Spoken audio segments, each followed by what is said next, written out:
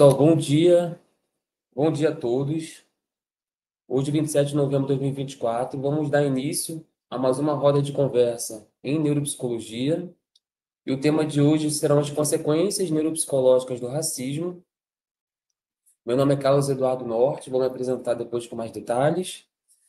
Mas eu sou homem negro, de barba, cabelo curto, cabelo escuro também, negro. Estou usando uma blusa azul e estou num fundo, né, branco, um pouco desfocado.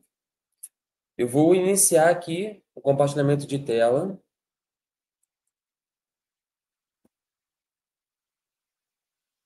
para a gente poder dar início à apresentação. Dá para ver, aí, gente? Então, pessoal, o tema do nosso encontro, né, da roda de conversa de hoje são as consequências neuropsicológicas do racismo. Então, eu queria me apresentar. Eu já fiz a autodescrição, né, para que todos possam acompanhar. Mas eu sou psicólogo, né, me formei, né, na UFRJ, fiz meu mestrado e doutorado em saúde mental, também na UFRJ. Atualmente, eu sou professor adjunto, né, do Instituto de Psicologia, da Universidade do Estado do Rio de Janeiro, a UERJ, então eu moro no Rio de Janeiro, e coordeno o Laboratório de Pesquisa e Intervenção em Neuropsicologia, que é o LAPIM.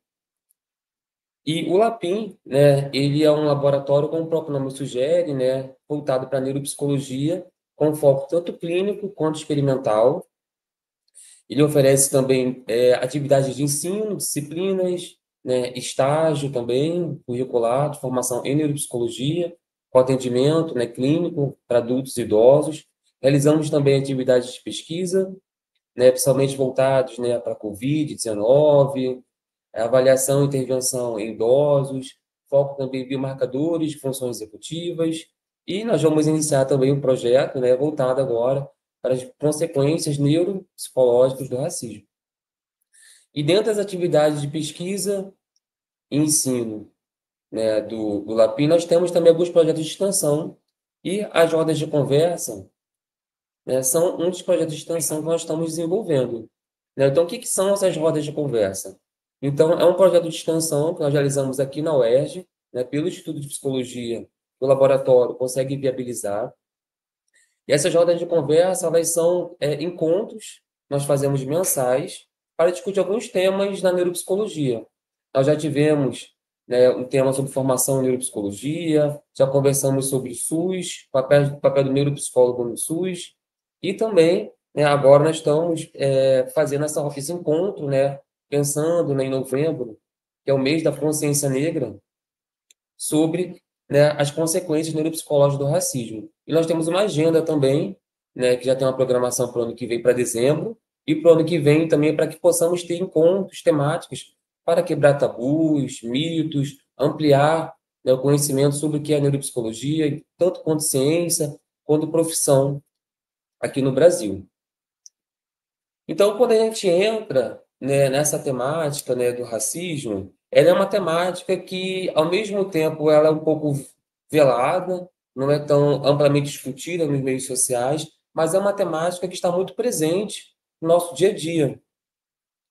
Então, nós temos, né, cotidianamente, né, informações ou até vivências cotidianas, né, sobre práticas de racismo, situações de discriminação. Eu trouxe algumas aqui para que possamos começar a entrar nesse tema. Então, olha, o censo 2022, pela primeira vez desde 91, a maior parte da população do Brasil se declara como pardo. Uma outra reportagem, né, uma pesquisa do Datafolha diz que 59% dos brasileiros acreditam que a maioria da população é racista. Uma outra pesquisa recente mostra que preconceito e discriminação atingem 70% dos negros, aponta uma pesquisa. 6 em cada 10 negros sofreram discriminação no último ano. E cresce a busca por justiça contra casos de racismo no Brasil. Então, essas reportagens, né, revelam alguns estudos estatísticos do IBGE, o Censo, Datafolha, mostrando o impacto do racismo tem no nosso cotidiano. São reportagens recentes mostrando que existe aí, né, além da nossa vivência cotidiana, existe aí, né, dados que trazem o impacto disso na população, o reconhecimento da população quanto, né, população negra, parda, né, e quantas pessoas sofrem racismo no seu cotidiano. Então, o que que seria o racismo? Eu trouxe uma definição para a gente poder começar, né, a entrar no assunto, né, do dicionário Clibero, da língua portuguesa, que diz o seguinte, ó, racismo, teoria que defende a superioridade de um grupo sobre outros, baseada no conceito de raça, preconizando particularmente a separação destes dentro de um país, segregação racial, ou mesmo visando o extermínio de uma minoria.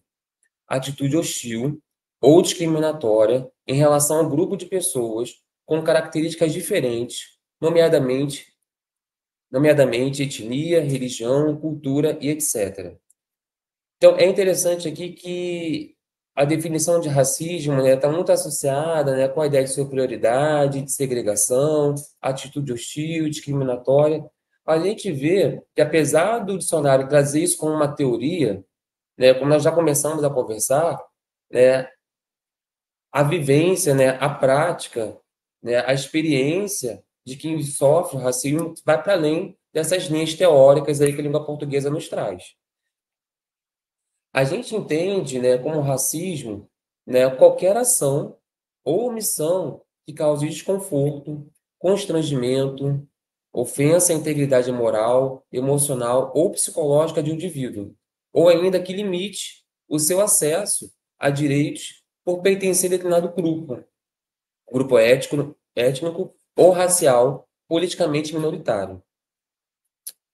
Então a gente vê, né, que qualquer forma, né, de opressão ou omissão, seja ele moral, físico, né, verbal, ou qualquer outra forma de violência relacionada com qualquer minoria ou grupo étnico, pode ser considerado também como racismo. E o que é interessante, né, é que a gente tem uma ideia, né, de que raça é o principal marcador que diferencia as pessoas. Mas é importante a gente pensar que, ainda que raça seja considerado um conceito biologicamente antiquado, que é um conceito antiquado, ela ainda é muito usada para definir como as pessoas se enxergam e como as pessoas são vistas pelos outros socialmente. Portanto, né, a gente entende hoje raça também como um conceito histórico-social, né? E é importante lembrar, frisar, que não existem evidências científicas que comprovem a existência de raças entre os seres humanos. E tampouco a superioridade de uma raça em relação à outra. Então, não existe nenhuma evidência científica que tem raças diferentes entre seres humanos e muito menos superioridade, né, entre, né, as diferentes raças que nós temos. E se a gente pensar no panorama mais moderno, né, pensando nas políticas, né, públicas e pensando um olhar histórico-social para a temática, né, é importante trazer o conceito também, que está muito conectado à ideia do racismo, que é de minoria política. Né? Esse conceito de minoria político, né, é entendido como um grupo dentro da sociedade que, apesar de poder ser quantitativamente maior em número de pessoas, não possui representatividade em lugares de tomar decisões, influência, liderança ou de desenvolvimento econômico e social. Então, nessa discussão do racismo, né, da violência, da segregação, da discriminação, está muito associada também com questões históricos-sociais e também de minorias e políticas também. E quando a gente pensa, né, nesse contexto, a gente pensa também em termos de políticas públicas, acesso à educação, né, acesso à saúde, saneamento básico, políticas de inclusão, que, consequentemente, também vão impactar na saúde mental, né, do sujeito, como a gente vai ver mais à frente. Hoje, né, nós temos aí, né, a nível federal e cada vez mais, né, nos estados e municípios, né, movimentos crescentes aí de inclusão de minorias, né, em pautas de políticas sociais, ocupando cargos de representação, o que faz com que eles possam avançar algumas garantias de direitos, mas mesmo assim, ainda é um número, né, pequeno, né, frente à grande demanda, né, de assistência, né, e políticas públicas que essa população e outras de minorias também precisam. E nós podemos pensar, então, nesse contexto, né, que existem muitas formas de racismo. Eu trouxe aqui algumas para que possamos navegar um pouco, né, nesse tema antes de entrar na neuropsicologia em si. O primeiro conceito que nós podemos pensar sobre racismo é o racismo estrutural. Trouxe uma definição aqui bastante atual, né, uma das mais utilizadas na literatura, que pensa o racismo estrutural se refere à forma naturalizada como o racismo está exposto nas relações sociais, políticas, jurídicas e econômicas. Essa forma faz com que a responsabilização individual, institucional, não acabe com a replicação da desigualdade racial. O fim do racismo estrutural está com a promoção da igualdade, e isso significa desmantelar a normalidade do funcionamento da sociedade, que encara a subalternidade de negros e negras como se fosse algo plenamente aceitável. Então, a gente pensa assim, estrutural, né, mais um contexto mais amplo, pensando nas relações sociais, políticas, jurídicas, econômicas, que mantém, então, de certa forma, promove, né, uma forma de segregação. Uma outra forma de racismo seria o institucional, que já é o resultado do funcionamento das instituições em si, a um nível menor do que o estrutural, e que oferece desvantagens e privilégios com base na raça, no gênero, na orientação sexual e etc. Né? O domínio de homens brancos em lugares de poder de instituições públicas, principalmente no legislativo, judiciário, Ministério Público, reitoria de universidade, entre outros espaços, depende, em primeiro lugar, da existência de regras e padrões que, direto ou indiretamente, dificultam a aceção de negros e mulheres. E, em segundo lugar, a inexistência também de espaços em que se discuta a desigualdade racial ou de gênero, o que torna algo natural, né, que esses cargos, esses espaços de poder, esses espaços institucionais sejam ocupados, né, com certo perfil e não por outros. E por último, né, nós temos aí o racismo individual, que seria mais relacionado com práticas vividas na primeira pessoa, como ofensas, agressões, situações de opressão, de humilhação, diretamente feitas com o sujeito, né, ou com o grupo, de maneira mais explícita e direta. Mas é interessante a gente pensar que o racismo individual, né, ele não pode ser pessoalizado apenas pelo racista, pela pessoa que cometeu o ato. Né? É importante a gente pensar que esse racismo individual ele está totalmente engendrado, né, e articulado com todo o contexto institucional e estrutural que o funda a nossa sociedade.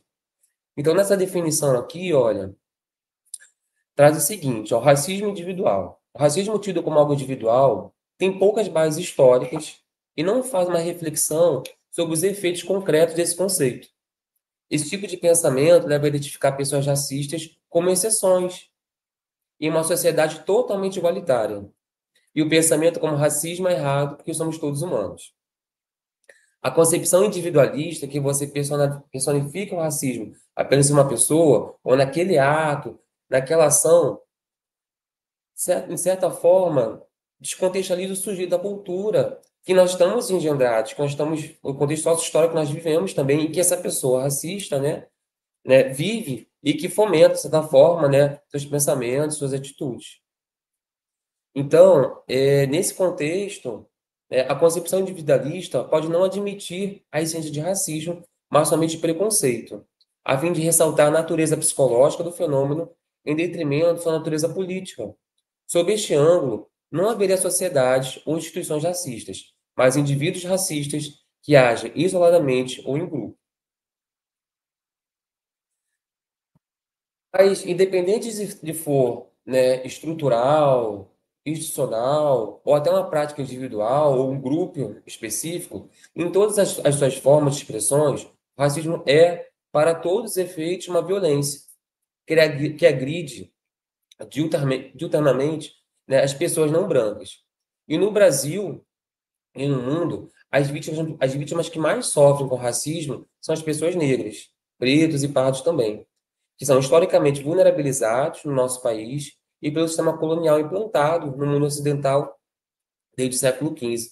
Coloquei aqui algumas fotos, né, de alguns acontecimentos recentes, né, sobre racismo que vem ganhando, né, uma repercussão, caso do jogador de futebol, né? O caso do entregador aqui também, que sofreu racismo na entrega. E um caso que ocorreu nesse final de semana, se não me engano, né, de um caso de racismo aí, né, dentro de um contexto do samba aí, Ana Paula Minerato, né, que está sendo acusada de racismo a partir de umas falas que ela teve, né, contra, né, passistas negras, né, desqualificando, né, seu cabelo, né, sua estatura, seu tom de pele, e que também nos faz pensar o quanto que o racismo está presente no nosso dia a dia em diferentes contextos também, e que, independente disso, ele é considerado uma forma de violência e que causa sofrimento.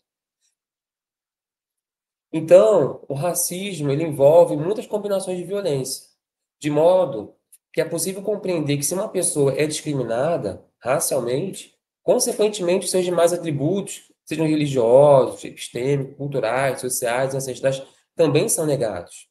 E o racismo possui formatos de violência variados, sendo cotidianamente praticado de modo velado e sutil. Eu trouxe aqui, né, um poema da Neuza Maria que traz um pouco, né, como essa prática do racismo ele está engendado no nosso cotidiano e seus efeitos também psicológicos na saúde mental. O título se chama Escravidão e ela começa assim: um juízo preconcebido, que em morte se manifesta, ódio, escravidão. Homens se esquecem dos irmãos. Uma sociedade omissa que permite naturalizar toda forma de injustiça. Estatística de assustar. A discriminação que segrega causa dor no coração. É o tom da minha pele. Nunca pediram perdão. São muitas lágrimas caídas. A voz do negro que grita, sem ao menos ser ouvida, pedindo forças para lutar. Em um país sem preconceito, está difícil acreditar, porque o homem não tem cor. Manifesta aqui o meu horror a toda forma de escravizar. Será que o homem não pensa? Classe social, cor, aparência, existem as diferenças que precisamos respeitar. Eu sou negra com orgulho, a cor da minha pele não define quem eu sou. O meu sangue é vermelho. Passei por vários terreiros para escravizar. Hoje eu quero liberdade, transformar a realidade. Com quem eu posso contar? Se envergonhe do preconceito. Temos nossos direitos, quero por ele lutar. Esse poema é muito forte, né? Como eu falei, traz, né, essa vivência, né, de quem sofre o racismo, né, e a busca por igualdade, né, que a temática aí exige a nossa reflexão e como a gente pode parar para pensar também como o racismo vem sendo engendrado, né, nas nossas práticas culturais, né, e em diversas instâncias, tanto estruturais, institucionais e até individuais, como esse poema que traz para a gente.